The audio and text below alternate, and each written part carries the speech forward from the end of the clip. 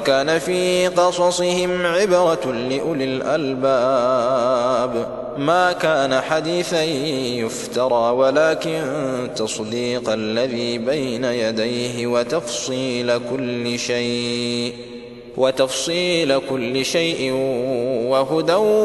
ورحمة لقوم يؤمنون. صدق الله العظيم، وصلى الله وسلم على سيدنا محمد وعلى آله وأصحابه ومن تبعهم بإحسان إلى يوم الدين، وصلى اللهم وسلم على جميع الأنبياء والمرسلين صلوات الله وسلامه عليهم أجمعين. إلهي أنه أنفع أيديه عجيبك هاي كجري سورة يوسف دمات كده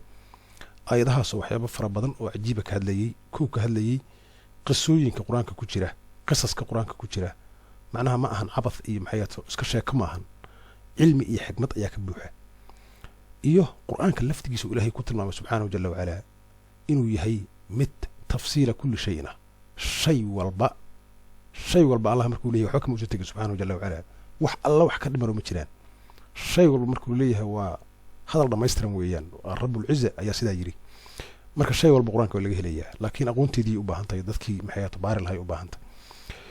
إلى أن وقف أيضها عجيبك أن ما أنت وحان جعلها إن أنا سحابتي دي أسوق بيو 10 رمتي إيجايا بشيء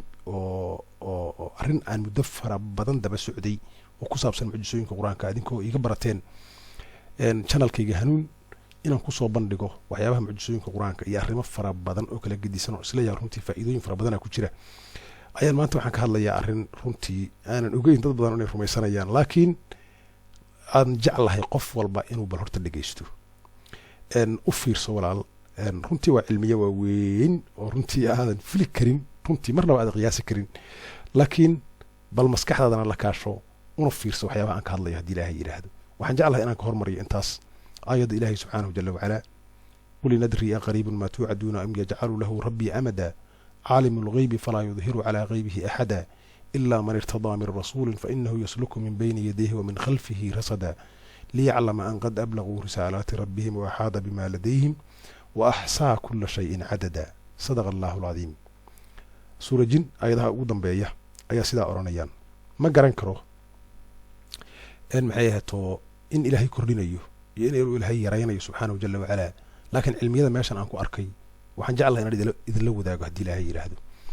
waxaana weeyaan wax ku saabsan weeye saacadda qiyaamo weeyaan saacadda qiyaamo arrin ku saabsan weeyaan.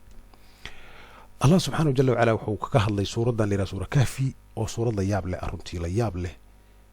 qiso waxaa ku jirta la yaab leh qisooyin fara badanaa ku jira laakiin qisooyinkaas mid ka mid a ayaa waxay tahay niman dhalinyaro ah oo la yidhaha asxaabulkahfi la yidhaahdo ayuu rabbi kaga sheekeeyey subxaanahu jala wacalaa wuxuuna ku bilaabay arrin la yaab leh oo ah am xasibta ana asxaaba alkahfi waraqiimi kaanuu min aayaatina cajaba. asxaabulkahfi qisadooda iyo raqiimka oo ah jamcu arqaam iyo waxyaaba noocaas lagu tilmaamo raqamyada miyaad u malaysa inay yihiin waxyaaba ugu cajiibsan aayaadka ilaahay? maya ma ugu cajiibsana waxyaaba fara badanaa jira allah subxaanahu jala wacalaa wax aad qiyaasi kartay waxaad qiyaasi karinba way jiraan. marka waxyaabahaas ayaan muddo fara badan daba socday anoon jeclin hadalkeeda inaad ku badiyo haddii ilaahay yidhahdo ayaan arrintan dhex gelayaa. calaa kulli xaal rabbi meeshan wuxuu ku sheegay nambarrow ku sheegay tiro ayuu ka hadlay rabbi. qisadan way dheer tahay qiso dheer weeyaan dhowr iyo 10 aayadooda weeyaan. sayaquuluuna 3 raabicuhum kalbuhum wayaquuluuna 5 saadisuhum kalbuhum rajman bilghaybi wayaquuluuna 7 وثامنهم kalbuhum qul rabbi yaclamu biciddatihim maa yaclamuhum ilaa qaliil ayuu leeyahay allah subxaanahu jala wacalaa. waxay dhihi doonaan 3 4 eygooda ku ah 5 dhihi doonaan 6 eygooda ku ah ayagoo qaybkii ka fogaaday. maxay ahaato 7 qolaa ku tilmaami doonta 8 eygooda ku noqonaya. marka allah wuxuu leeyahay waxaad tirahdaa ilaahay baa og subxaanahu jala wacalaa tiradooda rasmiga ilaahay baa og in yar oo ka mida ayaana fahamtay buu leeyahay allah subxaanahu jala wacalaa. inta yar marka aniga fahamkayga waxa weeyaan halkaas weeyaan meelo fara badan inay ku jirtaa runtii oo meelahaas tirooyinka noocaas oo suuradda nambaradeeda aayadaha haddii laisku daro nambar 7 kuu soo baxaya runtii. waxa weeyaan suuraddan inta ka hadlaysa qisadaas waxa weeyaan aayadda 26aad ay ku eg tahay ama aayadda 25aad baa dhihi karaa 25 haddii aad ka jirto suuradda nambarkeeda oo 18 waxa kuu soo baxaysa 7 kuu soo baxaysa 26 oo beej yar ay uga jirana waxa kuu soo baxay 8 kuu soo baxaya. marka 8 iyo 7 oo quraanku sheegayay halkaasay ku jiraan qisada dhamaadkeeda nambarada suuradda iyo aayadaha ayay ku jiraan. calaa kulli xaal aan yaana ku daahin meeshaas aan dhex galo arrintan waxa weeyaan nimankan 7 ahaayeen dhalinyarada eygooda ayaadna 8 ku ahay inkastoo qur-aanku si waadaxa uusan u sheegin laakiin sida loo badan yahay sidaas weeyaan. allah meeshaan uu kaga sii sheekayay subxaanahu jalla wacalaa oo wuxuu leeyahay walabithuu fii kahfihim 300 siniina wasdaaduu 9 300 oo sano ayay godka ku nagaayeen laakiin waxay kororsadeen oy badsadeen 9 sannadood. waa cajiib weeyaan. in badan looma fiirsado qur-aanka waxyaabaha uu ka hadlayo marar fara badan waxaa la yidhaahdaa waa farqiga u dhexeeya bisha qoraxda iyo bisha dayaxa.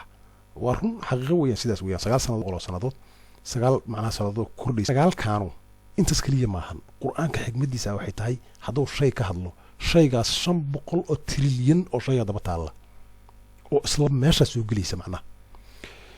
marka cilmi weeyaan meesha ku jira oo Allah ugu talagalay subxaanahu jalla wacala. waxaan samaynaynaa simple math ayaan samaynaynaa xisaab simple aan samaynaynaa. waxaan leenahay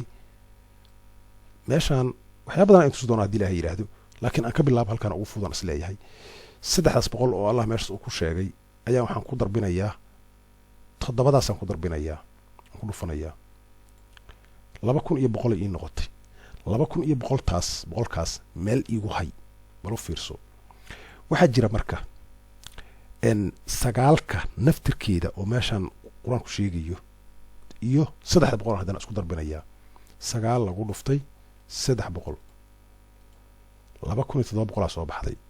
xisaabtii guud waxaa noo soo baxday 2700 oo meelah iyo 2100 meelah ayaa noo soo baxday. waxaa jira marka khalad baa jira. xisaabtan waxaa la yidhahdaa miilaadiga weeyaan. xisaabta miilaadiga oo dhalinyaradaas lagu xisaabo dhalinyaradu Kristan ay ahaayeen sida la sheego 345 sano ka bacdi Ciise ayay ahaayeen la yiraahdaa wax noocaas la sheegaa waana la isku khilaafsan yahay aad la isku khilaafsan yahay. marka waxaa jira khalada ku jira dhalashada nabi Ciise sallallahu alayhi salawaatullaahi wa salaamu alayhi. khalad weyn ayaa ku jira waxaana weeyaan khaladkaasu aniga sidaan meeshaan ka fahmay 9 sannadood ayaa lagu siyaadiyey. taariikhda la tiriyo waxay ka da'weyntaa nabi Ciise alayhi salaam 9 sannadood ayay ka da'weyntaa. marka waxay noqonaysaa sidaanay noqonaysaa waxaan leeyahay 9 sanaan ka jarayaa 2700 ayaa waxaan ka jarayaa 9 sannadood ayaa zamanka hadda aan ku jirno oo 2019 waa laga jarayaa exactly saas weeyaan 672 tiro ah ayaa kuu soo haraysa. 672daas tirada ah meel ku hayso waa markaad tiraahdo nabiyullaahi ciise calayhi assalaam waxaa lagu siyaadiyey 9 sannadood cimrigiisii. cimriga nabiyullaahi ciise intay ka helaynaa waxaa geed ku arkaysaa tirooyinkaas naftirkooda weeyaan waa 3 lagu daray 4 lagu daray 5 lagu daray 6 lagu daray 7 lagu daray 8 33 ma aragtaa subxaanallahi alcadiim 33 sano ayuu ahaa cimriga nabiyullaahi ciise calayhi assalaam waana taas halkaasi ku taallaa exactly. marka nabi ciise calayhi assalaam dhalashadiisii saxda ahayd 9 sannadood ayay ku siyaada tahay taariikhda hadda aan tirinaa ee la yidhahdo miilaadiga la yidhahdo ama qorxeedka la yidhahdo sida meeshan iiga muuqata aniga fasirkayga weeyaan aniga fahamkayga weeyaan. intaas meel dhigo 672 ayaa kuu soo hartay.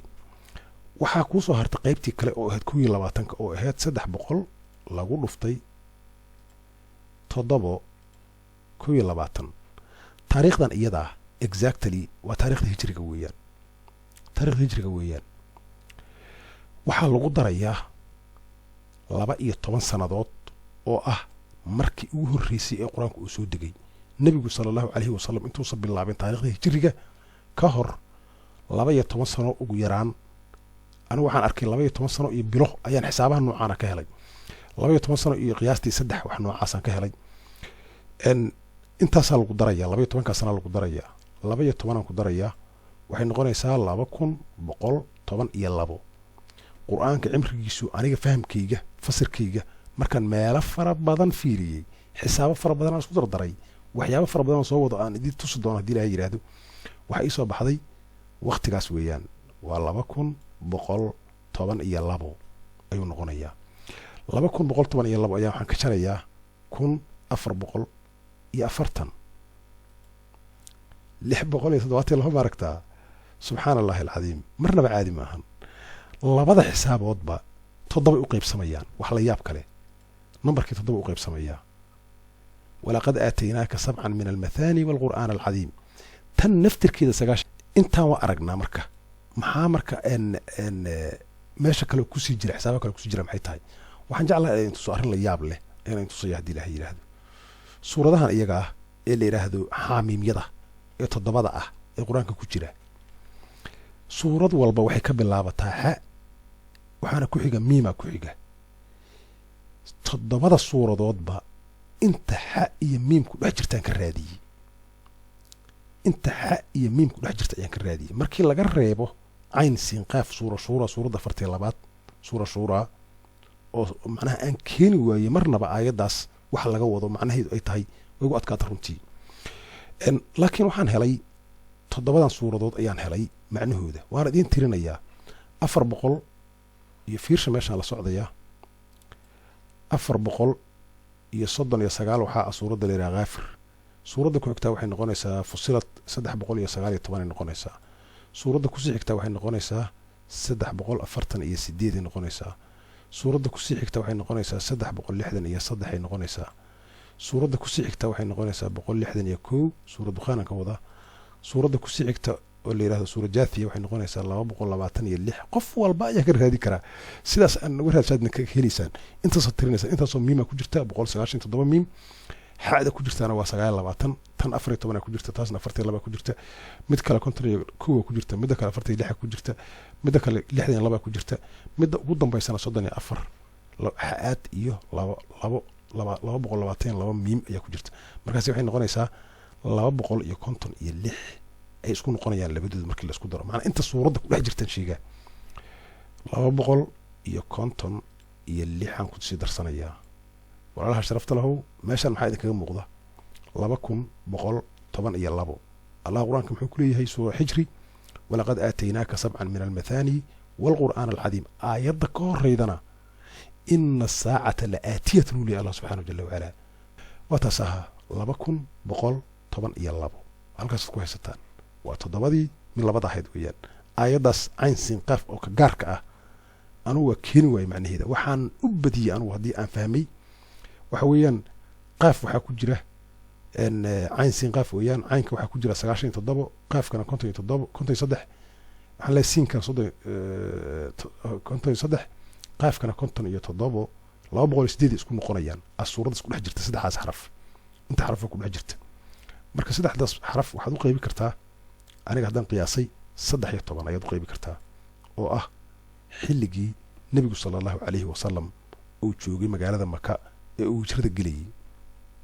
13 sano ayaan anigu is iri wallahu a'lam tan naftirkeeda 7 ay noqonaysaa oo waxa weeyaan hal lagu daray 6 7 ay noqonaysaa akurat oo tasaha 7 ay noqonaysaa waa 7 ilaahay subhanahu jalla wa ala marka intaas ayaan arkay labadii meeloodna waxaa ka soo baxday labadii xisaabood labadii kalandarba 672 taariikhda miilaadigu markay tahay 2700 exactly markay tahay ayay noqonaysaa oo weliba 9 sanadood ay naga qaldan tahay hadda 9 sanadood naga qaldan oo ugu siyaada taariikhda maxay tahay hijrada nabiga maxamed sallallahu alayhi wasallam habeenkii quraanku ku soo degay markii laga soo bilaabo ilaa ma waqtiga aan sheegayno ku beegan Allahu a'lam xaqiiqada laakiin waqtiga aan isleeyahay anigu imagination kalkaas aan ku sameeyay oo ah macnaha xisaabihi meeshan iga soo baxay saacada qiyaame waxay noqonaysaa 2112 sanadood markii laga soo bilaabo waqtiga quraanku soo degay haddii laga jaro 12 sano nabigu uusan samaynin taariikhda hijrigana 2100 akuraada ay noqonaysaa sidaas ayaan arkay oo la yaabay intaas waxaa dheer wax kala dheer waxa la yaab loo dheer suuraddan aad arkaysaan ee la yiraahdo waxa la yiraahdo suuraddan la yiraahdo zukhruf suura zukhruf aayadda 61 rabbi wuxuu ku leeyahay subhanahu jalla wa ala wa innahu la'ilmun lis-saa'ati fala tamtaruna biha wattabi'uni hadha siratun mustaqim wa innahu la'ilmun lis-saa'ati fala tamtaruna biha wattabi'uni hadha siratun mustaqim saacada qiyaamo ayuu calaamad u yahay quraanku ogal u yahay waliba afartan iyo saddex ayaa waxaa lagu darbinayaa lixdan iyo kow aayadda nambarkeeda iyo suuradda nambarkeeda ayaan isku darbinayaa. afartan iyo saddex lagu dhuftay lixdan iyo kow 2623. waxaan ka jarayaa macnaha waxaan ku darayaa toddobada maxaan leeyahay suuradaha la yidhaahdo xuruf muqadica 29 suuradood ee xuruf muqadica leh xuruuftooda haddii la isku daro dhammaantood waxay noqonayaan 78 xarafay noqonayaan. 78 xarafaan ku darayaa 78 xarafaan ku daray waxay noqotay 2701. 01 waan aragnay waxa weeyaan xaamiim cayn siin qaaf weeyaan cayn siin qaaf weeyaan cayn siin qaaf nambarka ku dhex jira weeyaan. labadaas jumladood ee xaamiim iyo cayn siin qaaf hal nambaraa ku dhex jira, hal aayad nambaraa ku dhex jira. anigu waxaan isleeyahay fahamkayga daciifka kaas wuxuu tilmaamayaa 2701 waa kaas ahaa wankii weeyaan kowdii weeyaan waa waaqicadii weeyaan khalaas weeyaan. dhinaca kale ka fiiri zamanka suurad kala jirta iyaduna oo cajiib oo la yaab leh iyaduna waxay ka hadlaysaa waa suuradda la suura ahzaab aayadda 63. rabbi wuxuu ku oranayaa subxaanahu jalla wacala yas'aluka annaasu can isaacati qul inamaa cilmuhaa cinda allah wamaa yudriika lacala saacata takuunu qariiban. sadaqa allahu alcadiim. waxaan samaynaynaa simbal math ayaan samaynaynaa 63 ayaan waxaan ku dhufanaynaa 33. waxaa kuu soo baxday 2079. waxaan ku darayaa 33 aan ku darayaa 33 waa maxay waxaan ka helnay suura kahfi aan ka helnay markaasaan ku darayaa maaragtaa 100% suura kahfi maxaan ka helnay nambarada markii la isku daro iyo suura mujaadilaba nambarada weliba suura kahfi 33 ay noqonayaan nambarada markii la isku daro 3 lagu daray 4 lagu daray 5 lagu daray 6 lagu daray 7 lagu daray 8 33 ay noqonaysaa. waa taas ahaa 2112 waa taas ahaa akuraat 100%. marka jaanibjadaas waxyaaba aan ka arkay oo baaritaan oo cajiib oo qoto dheer muddo fara badan daba socday ayaa xaasilka noocaas iga soo baxay. waxaan kusoo gabagabinayaa aayadda allah subxaanahu jalla wacala qul in adrii aqariibun ma acuudu billahi min ashaytaani arajiim qul in adrii aqariibun ma tuucaduuna am yajcalu lahu rabbii amada عالم الغيب فلا يظهر على غيبه أحدا إلا من ارتضى من رسول فإنه يسلك من بين يديه ومن خلفه رصدا ليعلم أن قد أبلغوا رسالات ربهم وأحاط بما لديهم وأحصى كل شيء عددا. صدق الله العلي العظيم. ودنبيتي قنتي قنانتكي والله أعلم حقيقة لكن لبكن يبقل markay ku aadan tahay taariikhda miilaadigu hijriga aan leeyahay taariikhda hijrigu wallahu a'lam xilliga saacada ayaan anigu qiyaasayaa fasirkayga taariikhda miilaadigana 2700 markay ku beegan tahay waqtigaas weeyaan waqtiga maxay ahaato kala bax intaas ayaan ku soo idlaynayaa ilaahay nagu anfaco haddii aan xaq sheegay ilaahay baa igu waafajiyay subxaanahu wa ta'aala haddii aan wax khaldayna rabbiga cafisida madhaafan weydiisanaya subxaanahu jalla wacala ilaahayna xaqa ka dhigo haddii xaq tahay haddii aysan xaq ahayn ilaahay dambi dhaafan weydiisanaya subxaanahu jalla wacala ilaahayna nagu wada anfaco wassalaamu calaykum waraxmatullaahi wabarakaatuh.